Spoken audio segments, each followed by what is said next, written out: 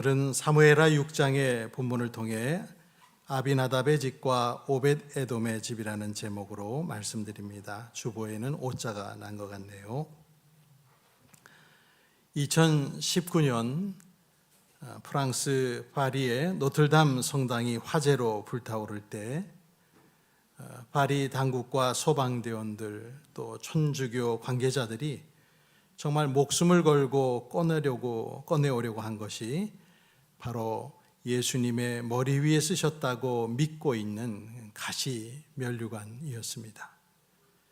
이 사진에 보는 가시면류관은 크리스탈과 금으로 장식된 이 형태 속에 이제 들어간 가시면류관인데요. 19세기 말에 이런 형태로 만들어서 해놨습니다. 이 노틀담 성당의 천장이 무너지는 그 불길 속에서 이제 비밀 금고의 문을 열고 가시면류관을 꺼내와야 되는데 금고 번호를 알고 있었던 관리인이 너무 당황해서 갑자기 금고 번호를 생각하지 못했습니다. 어쩔 수 없이 소방당국은 이 금고를 뜯어내려고 했는데 다행히 뒤늦게 이 비밀번호를 생각해낸 관리인 때문에 천주교의 보물인 이 예수님의 가시면류관을 안전히 꺼내올 수 있었다고 합니다. 올해에 여기에 대한 영화도 나온 것 같습니다. 말이 나왔으니까 잠시 말씀드리면 현재 천주교는 이 가시면류관을 비롯한 예수님이 못 박히셨던 십자가 조각이라고 주장하는 나무 조각을 전 세계의 성당에 나누어 갖고 그걸 보관하는 성당마다 매해 엄청난 예식을 정기적으로 거행하면서 신자들에게 그 나무 조각에 신비한 힘이 깃든 것처럼 오해하게 그렇게 미신적인 신앙을 조장하는 면이 있습니다. 그것은 성경이 너무나도 금하는 행동임에도 정작 우리들의 신앙에는 적용하지 못하고 있습니다. 십자가 처형 당시 로마 병사가 예수님의 옆구리를 찌른 창이라고 사람들이 믿으면서 히틀러의 손에까지 거쳤던 비엔나의 박물관에 있는 이 롱기누스의 창, 전해지는 바에 의하면 이것을 가짜라고 어떤 사람은 말하고 진짜는 미국으로 2차 세계대전 후에 건너가서 미국이 세계 최강의 힘을 가진 건 이 롱기누스의 창을 몰래 가지고 있기 때문이라는 음모론도 있습니다. 또한 예수님이 최후의 만찬 때 사용하셨던 잔이라고 믿고 보관하고 있는 이 성배, 옥으로 만든 성배죠. 그리고 예수님을 십자가에 못 박았던 못이라고 믿는 유물도 보관하고 있고 예수님의 십자가에 달린 죄패였다고 믿는 유물도 가지고 있고 심지어는 아라랏산의 노아의 방주 조각이라고 말하면서 천주교인들이 그것을 나누어 갖고 부적처럼 사용하는 일도 있습니다. 또 예수님의 얼굴이 찍혀 있다고 믿는 스페인 한 성당의 이 천조각, 한 1000년 전 어느 지나가는 사람이 이거를 불쑥 주고 갔다 전설로 전해오는 예수님의 얼굴이라고 이것을 믿고 이것을 계속 사용하면서 여기에 경배하는 성당의 사람들도 있습니다. 그리고 예수님의 전신상이 찍혀 있다고 믿는 이탈리아 토리노의 그 유명한 예수님의 수의 등등 정말로 수많은 성물로 천주교는 가득 차 있습니다. 이것의 진위를 알 수도 없고 대부분은 가짜라는 판명도 났지요. 그러나 천주교인들은 그것을 진짜라고 계속 믿고 있습니다. 과거 종교개혁자 칼빈은 천주교의 이러한 모습을 보면서 전 세계에 흩어져 나누어 있는 십자가 조각을 다 모으면 아마 배로 한가득이 될 것이다라고 꼬집어서 비판한 적도 있습니다. 만약에 지금 현존한다면 오늘 성경 본문에 나오는 하나님의 법궤 또한 십자가 조각이나 가시로 만든 면류관 못지않는 추앙의 대상이 되었을 것이 분명합니다. 이 흥미로움을 알았던 영화감독 스티븐 스필버그는 1981년에 인디애나 존스 1편에 잃어버린 법궤를 찾아서라는 제목을 붙여서 이것이 전 세계적으로 공전의 히트를 치기도 했습니다. 그만큼 하나님의 법궤는 사람들의 궁금증을 자극하고 신비로운 힘에 대한 기대를 갖게 만드는 것이 성전 안에 있었던 법궤입니다. 오늘 읽은 말씀 가운데 나오는 하나님의 궤, 이 법궤 얘기를 하자면 어디서부터 말씀드려야 될지 모를 정도로 여기에 얽힌 에피소드가 굉장히 성경에 많습니다. 성전 안에 가장 깊숙한 지성소에 유일하게 놓여 있는 길이 약 1m 20에 너비와 높이가 70cm 정도인 그리 크지 않은 이 나무로 만든 궤가 무엇이길래 이 법궤에 얽힌 에피소드가 이렇게 성경에 많은지 생각해 보지 않을 수 없습니다.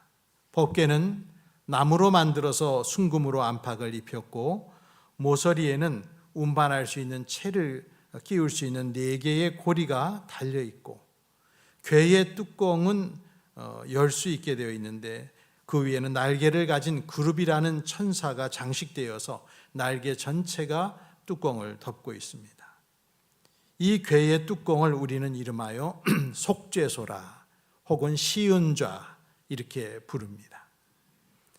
법궤의 1차적인 기능은 모세가 하나님께 직접 받은 십계명의 2 돌판을 저 안에 넣어서 보관하고 이후에는 이 그림에도 나왔지만은 만나를 담은 항아리와 아론의 쌍난 지팡이도 함께 넣어놨습니다. 그래서 그러한 것들을 보관하고 보이지 않는 전능하신 하나님 보좌의 발등상 역할을 함으로써 하나님과 이스라엘 사람들을 지상에서 연결시키는 그런 상징이 법궤였습니다. 그 유명한 다윗 왕은 사람들의 기억에서 잊혀진 이 하나님의 법궤를 새롭게 지정한 수도인 예루살렘으로 이것을 옮겨오고 싶어 했습니다.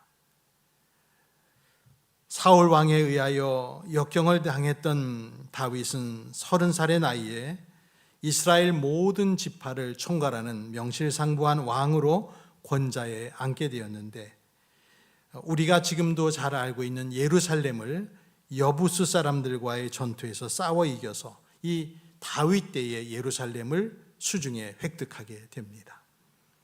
그리고 수도를 헤브론에서 예루살렘으로 옮긴 후에 성을 쌓고 그때부터 승승장구하게 됩니다. 성경은 이 모든 것이 여호와 하나님의 도우심 때문이었다라고 사무엘하 6장 9절과 10절에 말씀합니다.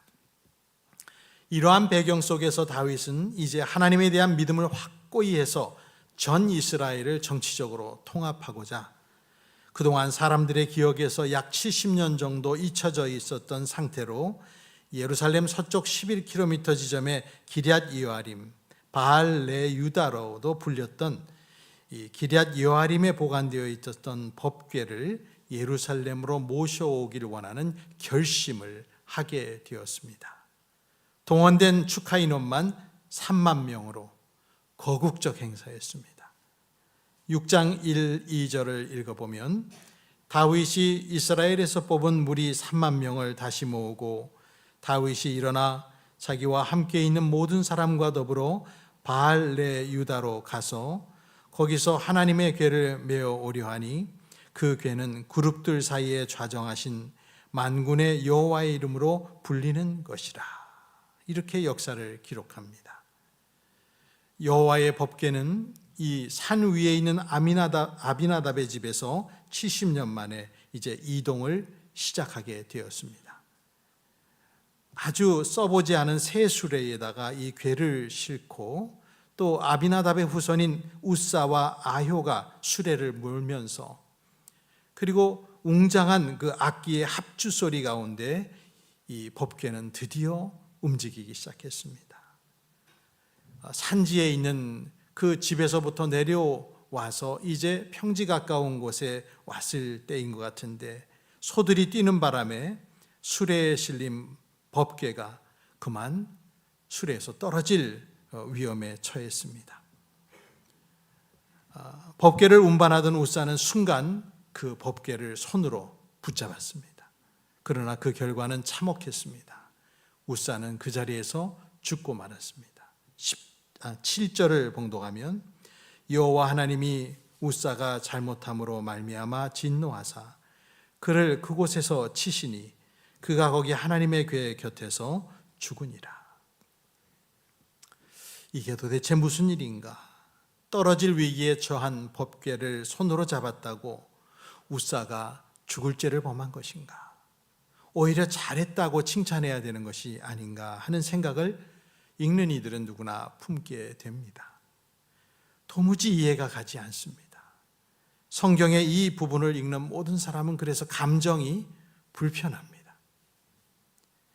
과거의 애물단지처럼 공포의 대상이 돼서 그 누구도 반기지 않았던 법궤를 자기 집에 맡아서 70년이나 정성스럽게 보관해 왔을 아비나답의 이 집에 하나님께서 그 후손이 죽게 하시는 재앙을 주셨다면 하나님은 정의로운 하나님이 맞는가?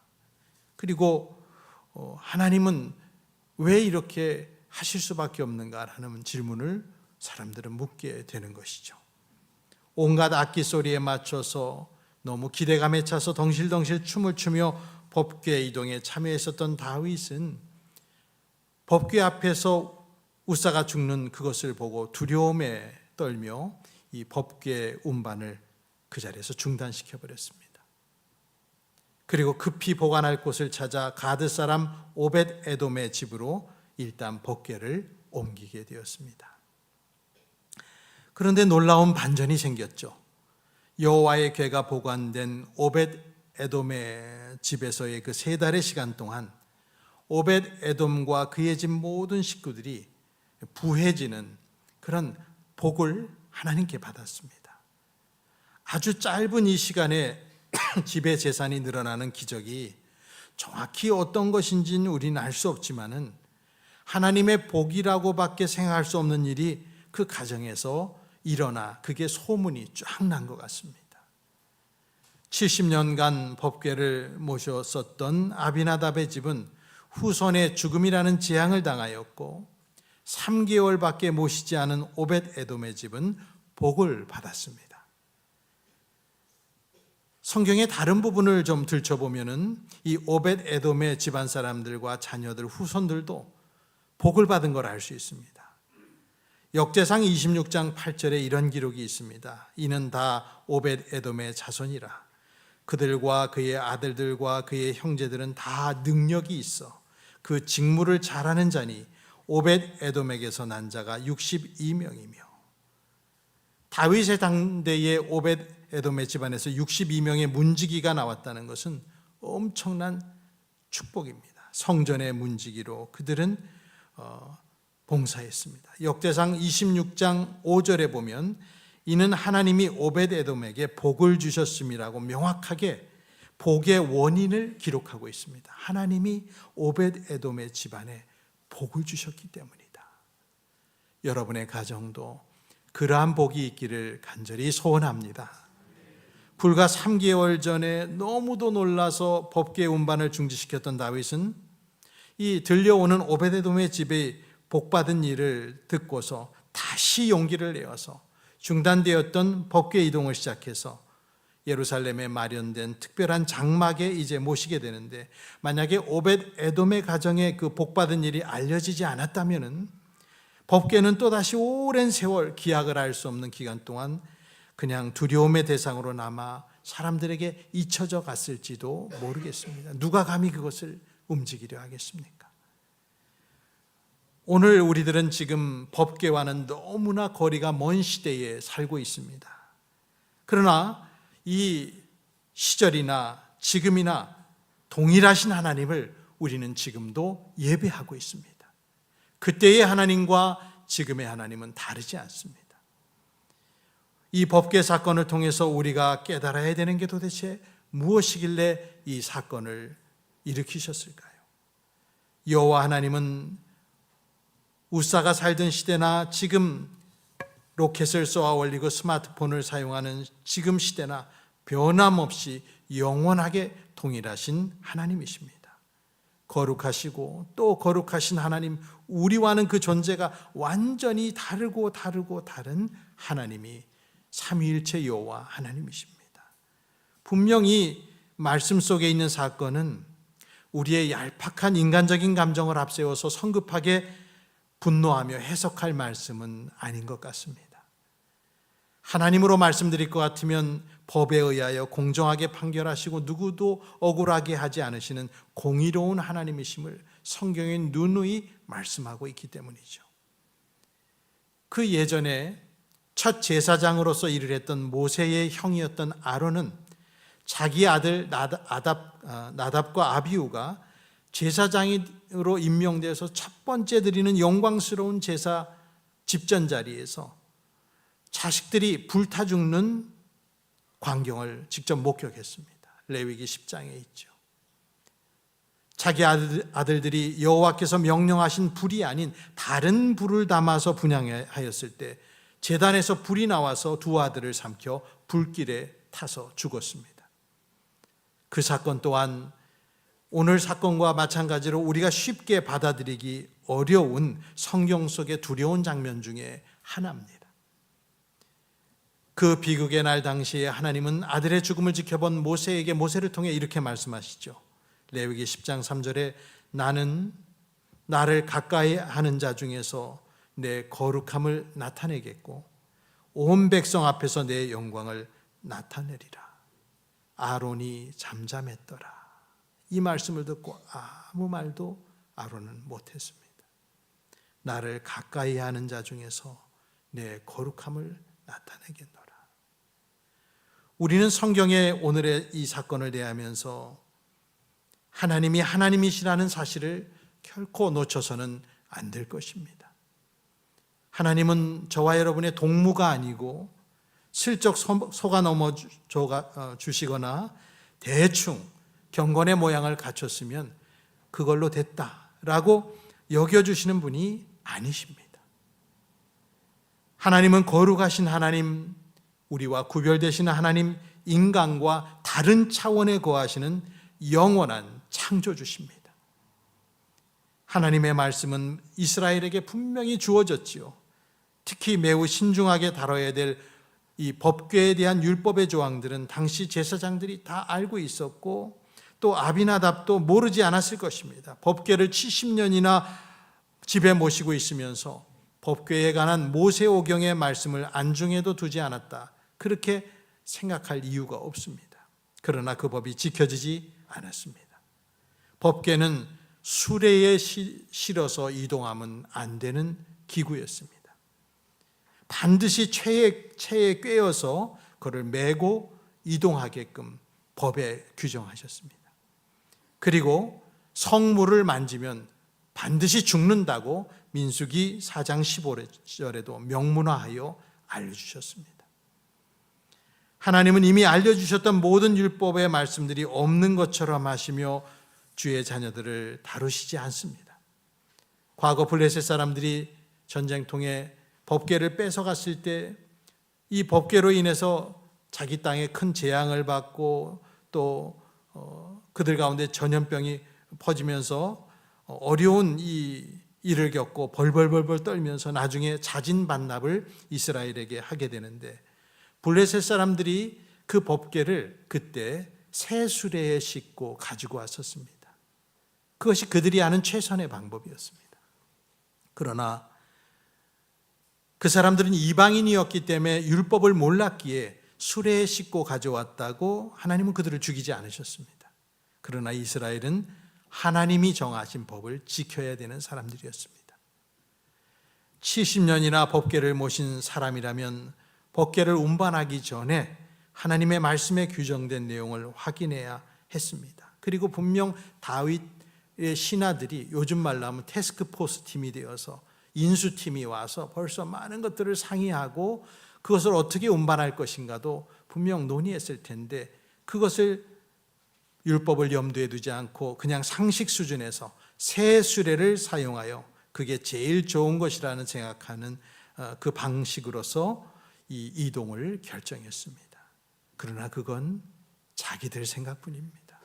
자기들의 생각일 뿐입니다. 아무리 깨끗한 수레를 마련했어도 좋아 보여도 하나님의 뜻이 아닌 것을 행하면 그들의 삶에 공경만 만나게 됩니다.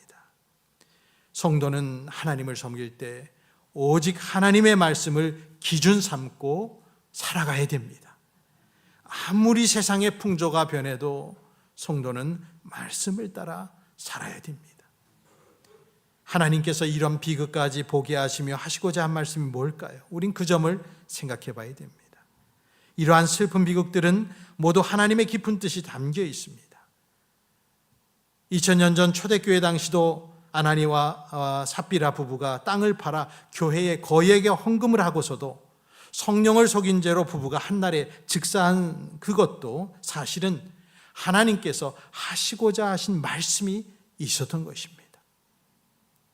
우사가 법궤 앞에서 즉사한 것이 단순히 우사의 잘못된 행동에 대한 처벌이나 법궤를 만지면 안 된다는 단순한 경고에만 그치는 것이 아니라는 것이죠.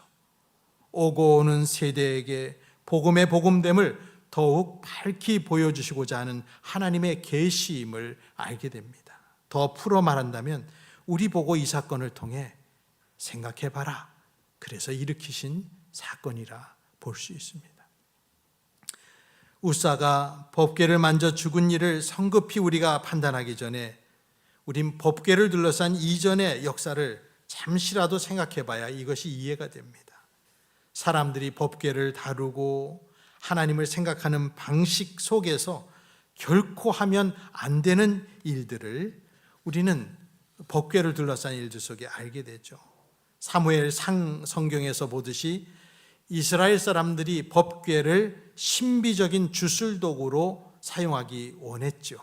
패배하고 있는 전쟁터에 이 법궤를 들고 나간 사건. 그래서 이 법궤의 힘으로 전쟁에 이기고자 한 그들의 마음이 하나님이 가장 싫어하는 미신적 신앙의 전형이었고 이방인의 모습이었습니다. 하나님을 의지하기보다는 법궤라는 물건을 통해 하나님이 이 전쟁에 자동적으로 개입하게 만들려는 아주 극악한 하나님에 대한 대우 방식이었습니다. 법궤를 빼앗아간 블레셋 사람들은 법궤의 무서운 재앙에 공포에 사로잡혀 이스라엘에게 속죄의 제물을 더해서 정말 금덩어리까지 더해서 반환을 했는데, 우린 그걸 보면 법궤는 인간의 도움 없이 스스로를 지키고 이스라엘 땅으로 귀환한 것이 법궤구나 하는 걸 알게 됩니다. 아무도 지켜줄 필요가 없었습니다. 그러나 법궤가 반환된 마을인 베세메스 사람들은 이 돌아온 법궤를 너무 신기해서 호기심으로 뚜껑을 열고 그 안을 들여다봤는데 그 일로 70명이 즉사했습니다. 그것이 사무엘상 6장 19절에 기록되어 있죠. 기쁨이 순식간에 공포로 변한 베세메스 사람들은 이 법궤를 두려워하면서 바로 아비나답의 집에 드디어 이것을 보내게 되는데, 결국 그곳에서 다윗이 찾기까지 70년간 머물게 된 것입니다. 하나님의 임재의 상징이며 우리의 죄를 속하시는 속죄소로 명명된 이 법궤를 사람의 뜻대로 필요에 따라 다루고자 한 사람들은 죽음에서 벗어날 수 없었습니다. 여러분, 우사는 거룩한 사람이 아니었습니다. 우사는 아마 이 법궤가 떨어져 더러운 땅에 떨어지고 혹시 오물에도 묻고 또 이것이 상하면 어떡하나 하는 그 마음에 법궤를 지키고자 손을 댔지만 정작 인간이 가장 오염되고 더러운 존재라고 하는 것은 생각하지 못했습니다. 이 땅에 있는 오물과 이 땅에 있는 흙덩이와 이 땅에 어떤 사물들이 법궤를 더럽게 하는 것보다는 인간이 가장 더러운 존재라고 하는 것을 생각했어야 합니다. 이러한 결과로 인해 다윗은 법궤를 다시 예루살렘으로 모셔올 때는 법궤를 갖고 올 레위인들을 다 불러 모아서 뭐라고 당부하는가 하면 몸을 성결하게 하라, 깨끗하게 하라, 그리고 법궤를 메어서 가지고 와라. 그러지 못하여 우리가 하나님께 진노를 받았다는 걸 명확히 인지하고 이제는 하나님의 방식으로 하나님을 섬기길 작정을 하는 걸 볼 수 있습니다. 사람은 하나님의 사하심이 없으면 죽음에 이르는 죄인들일 뿐입니다. 십자가의 죄 사함이 없으면 1분 1초도 하나님의 보좌 앞에 머무를 수 없습니다. 우사는 자기의 손이 자기가 그렇게 더러운 것인 줄은 몰랐을 것입니다. 어느 설교자가 하나님의 마음을 이렇게 묘사하더군요. 나는 거룩하다 스스로 있는 자다. 나는 너희가 만질 수도 이해할 수도 없는 존재다. 나는 너희가 예배하고 순종해야 할 대상이지 연구하고 분석하고 이제 알았다라고 말할 그것이 아니다. 내가 너희와 맺어준 언약 없이는 너희는 나의 상징물조차 너희 가운데 두고 누릴 수 없다. 나는 너희에 의해 조종될 수 없으며 어느 신들보다 뛰어나며 어디서든 너희를 다스린다. 하나님이 이 사건을 통해 그렇게 우리에게 말씀하셨을 것 같습니다. 다윗이 법궤 사건을 통해 깨달은 게 뭡니까? 법궤로서 표현된 하나님을 자기가 조종할 수 없다는 것을 깨달아 알았습니다. 자기가 원하는 만큼 법궤를 자유롭게 다룰 수 없다는 사실을 알게 되었습니다.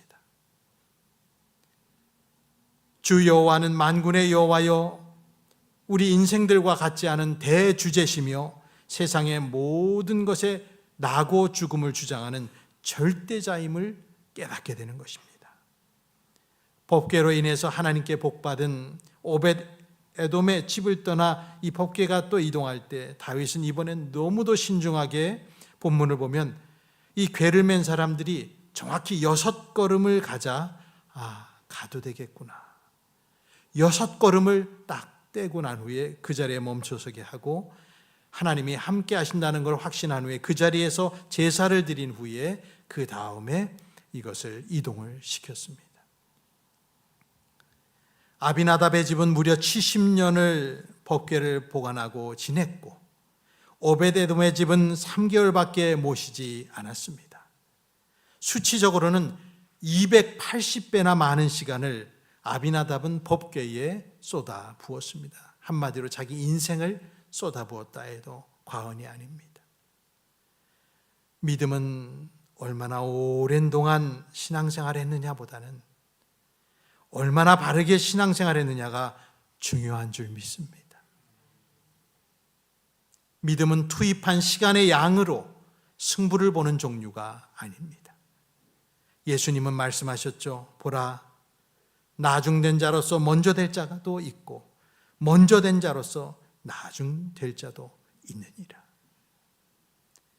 우리 모두 신앙의 연수를 자랑하기보다는 지금 현재 나의 신앙의 태도를 점검하셔야 되겠습니다.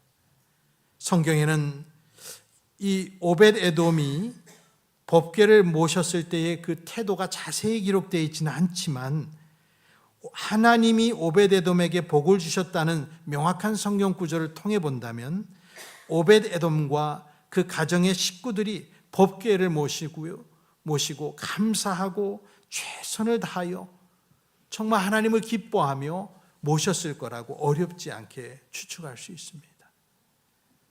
아비나답의 집과 오벳에돔의 집은 법궤와 함께 보낸 시간으로 보면 상대되지 않는 시간의 차이였지만 그 시간과 비례하지 않는 은혜의 결과를 만났습니다.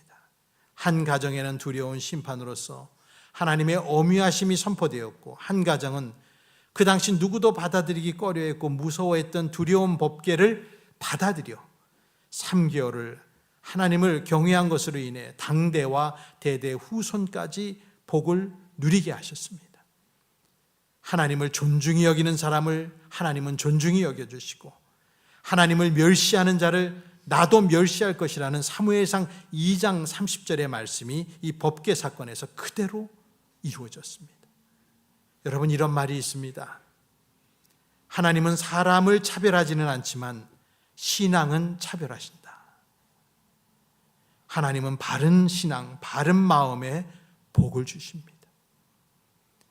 아비나답의 집은 70년의 긴 세월을 법궤와 엮여서 연관되어서 살았지만은 하나님의 마음에 기쁨을 드리지는 못했습니다. 오히려 진노하심을 받았습니다. 그러나 오벳 에돔의 집은 살아계신 하나님을 모신 신앙으로 하나님께 복을 받고 후손들도 하나님 앞에 은혜를 입었습니다. 하나님을 경외하며 말씀에 순종하며 하나님을 위해 기꺼이 헌신하는 우리들이 되시기를 축복합니다. 오늘 우리들은 성찬을 나눌 것인데 성찬의 이 떡과 잔도 법궤처럼 역사 속에서 많은 오용이 있었습니다. 저는 최근에 한 것이 정교회를 방문하여서 탐방한 후배 목사님이 정교회를 가서 성찬식을 하는데 정교회에서는 포도주와 빵을 섞어서 짓이겨서 숟가락으로 떠서 먹여준답니다. 처음 알았습니다. 그래서 포도주와 잔을 이 빵을 섞어서 숟가락으로 떠서 먹여주는 방식도 있다는 것을 처음 알게 됐습니다. 역사적으로 성찬은 자신의 믿음을 살피지 않고 그냥 성찬을 신비한 힘을 얻는 것으로 여겨서 병 낫고자 복을 받고자 하는 사람들이 이 성찬을 오용한 사실도 있습니다. 주님의 살과 피를 상징하는 이 작은 물질조차도 부패한 인간은 오용을 하는 것이죠. 심지어 가톨릭의 사제들은 자기들만 잔을 마시고 평신도들에게는 떡만 주고 잔은 주지 않았습니다. 그래서 종교개혁자들이 투쟁한 것이 우리에게도 잔을 달라.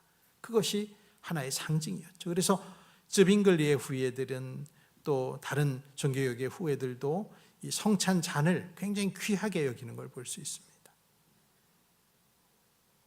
떡과 포도주가 자기들의 기도로 진짜 예수님의 피와 살로 변한다는 미신적인 화채설을 사제들은 주장하면서 사람들에게 성찬을 미신화시켰습니다. 정말 예수님의 피와 정말 예수님의 살이라고 분명히 믿은 것이죠. 성찬은 주님의 죽으심을 기념하며 다시 우리 안에 십자가의 사랑을 새겨넣는 기억하는 시간입니다. 그것은 미신의 도구가 아니라는 것이죠. 하나님께서는 저와 여러분 우리의 중심을 보실 것입니다. 하나님을 귀히 여기며 존중하는 사람을 하나님은 받아주시고 하나님의 은혜를 가벼이 여기는 사람들은 반드시 물리치십니다. 각 사람이 주님의 은혜 없이는 영원히 죄 가운데서 죽을 수밖에 없는 죄인이라는 사실들을 절감하면서 법궤보다 더 큰 은혜의 길이 된 십자가를 붙잡고 계속해서 믿음의 길을 달려가는 우리가 되어야 하겠습니다. 오벳 에돔의 가정처럼 하나님의 복을 누리는 가정들이 꼭 되십시오. 이 시간 우리 성찬을 준비하며 이제 찬송하는 시간을 갖겠습니다. 우리 찬송 230장을 찬송하며 준비하겠습니다.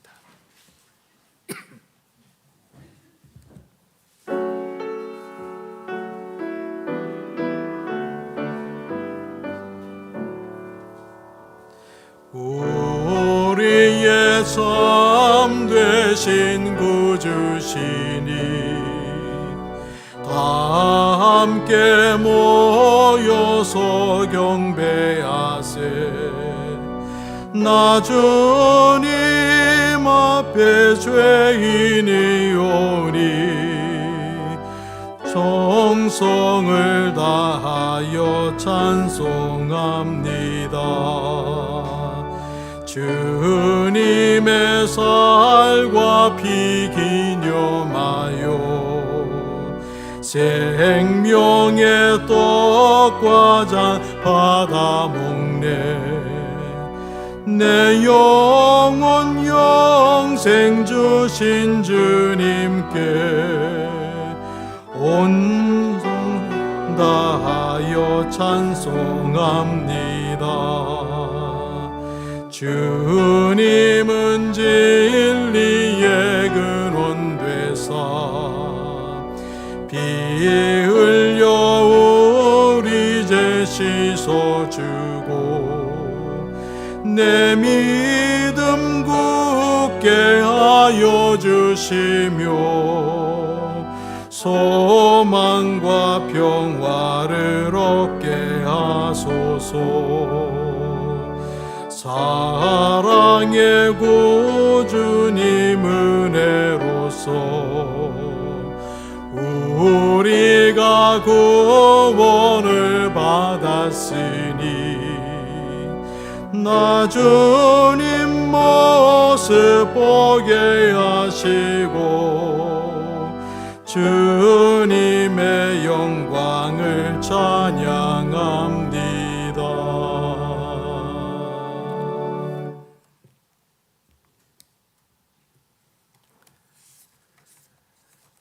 고린도전서 11장 23절에서 29절 말씀입니다. 내가 너희에게 전한 것은 주께 받은 것이니 곧 주 예수께서 잡히시던 밤에 떡을 가지사 축사하시고 떼어 이르시되 이것은 너희를 위하는 내 몸이니 이것을 행하여 나를 기념하라 하시고 식후에 또한 그와 같이 잔을 가지시고 이르시되 이 잔은 내 피로 세운 새 언약이니 이것을 행하여 마실 때마다 나를 기념하라 하셨으니 너희가 이 떡을 먹으며 이 잔을 마실 때마다 주의 죽으심을 그가 오실 때까지 전하는 것이니라. 그러므로 누구든지 주의 떡이나 잔을 합당하지 않게 먹고 마시는 자는 주의 몸과 피에 대하여 죄를 짓는 것이니라. 사람이 자기를 살피고 그 후에야 이 떡을 먹고 이 잔을 마실지니 주의 몸을 분별하지 못하고 먹고 마시는 자는 자기의 죄를 먹고 마시는 것이니라. 아멘. 오늘의 이 성찬 예식은 우리 주 예수 그리스도께서 친히 세우사 그리스도를 기념하여 주님의 재림하시기까지 그 죽으심을 기념하게 하시는 예식입니다.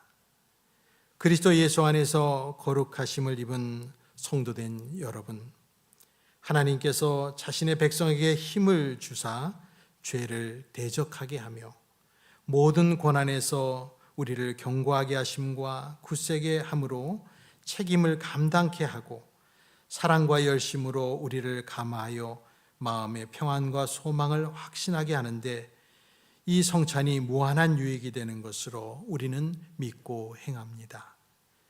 이 예식은 아시는 대로 세례받은 무흠 입교인이 떡과 잔을 받을 수 있고 무흠 입교인이라 할지라도 양심의 가책을 느끼는 이는 스스로 삼가는 것도 좋습니다. 오늘 예식 말씀드린 대로 가운데 통로로 나오셔서 여러분들 받으시는 시간으로 진행하겠습니다.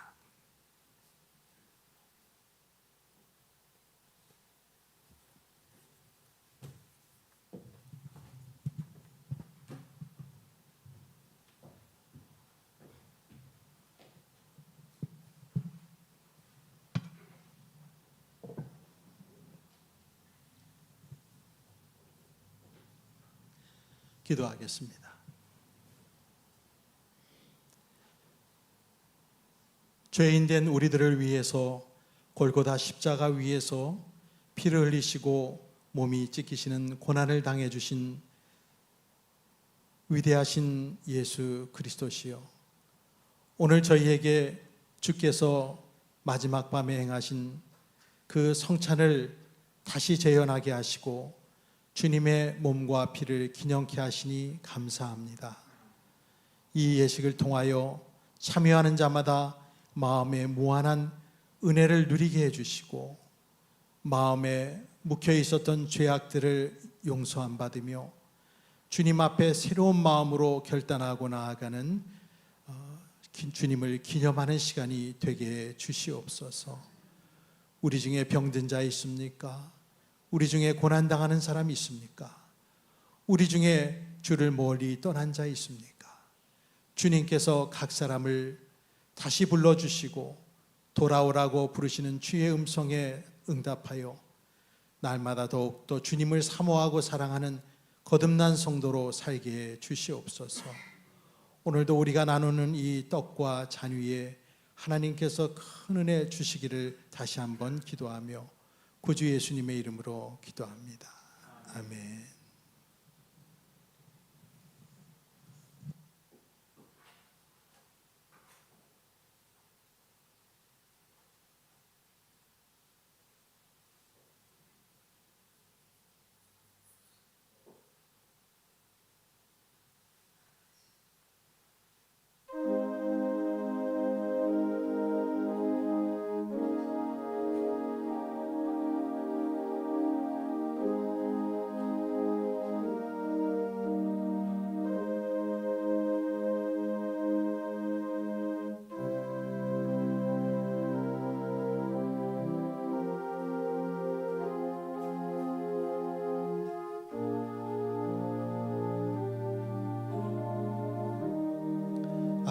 보시기를 바랍니다.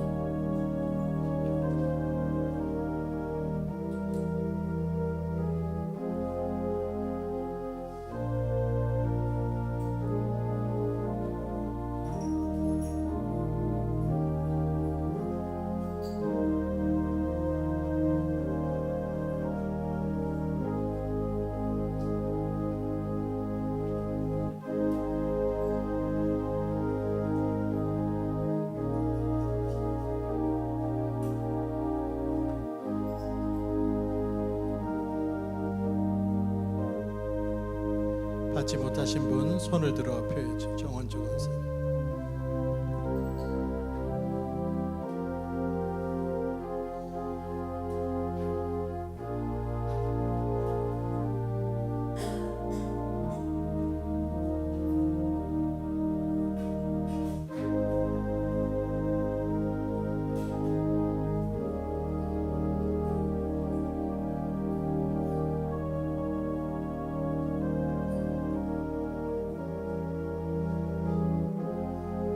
받지 못하신 분 손들어 표해 주시고요. 반주자.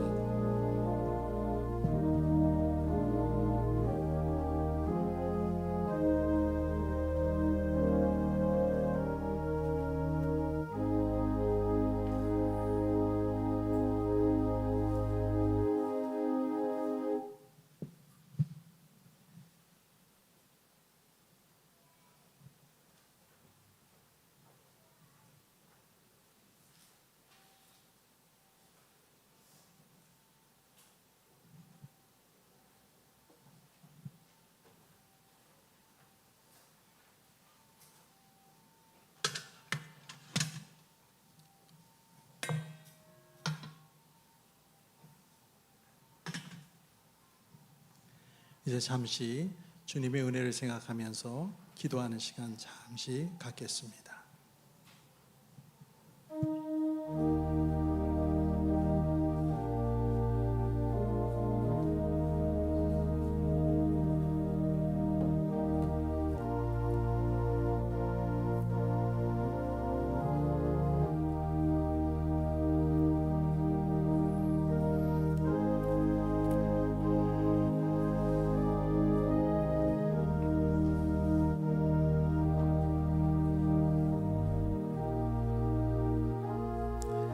사랑하는 주님, 오늘 저희가 주님의 살과 피를 기념하는 성찬을 나누었으니 이 성찬에 부끄럽지 않은 경건하고 거룩한 삶을 살도록 우리를 힘주시고 이끌어 주시옵소서. 감사하며 예수님의 이름으로 기도드립니다. 아멘. 함께 일어나 주기도문송으로 영광을 돌립니다.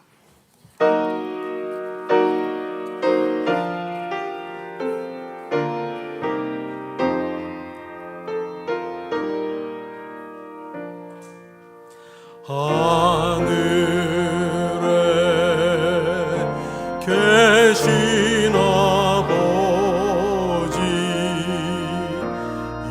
이름 거룩하사 주님 나라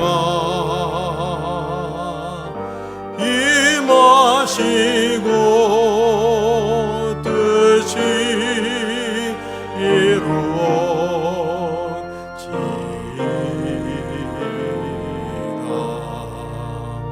일용할 양식 주시고 우리들의 근죄 다 용서하옵시고 또 시험에 들게 마시고 악에서 구원하소서. 되게 주의 나라 주의 권세 주의 영광 영원히 아멘.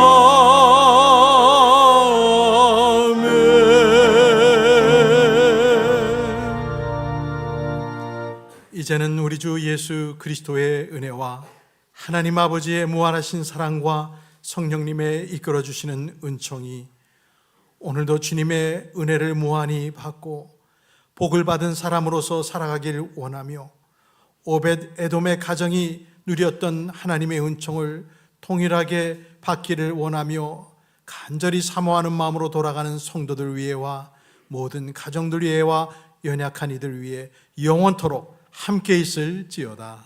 아멘.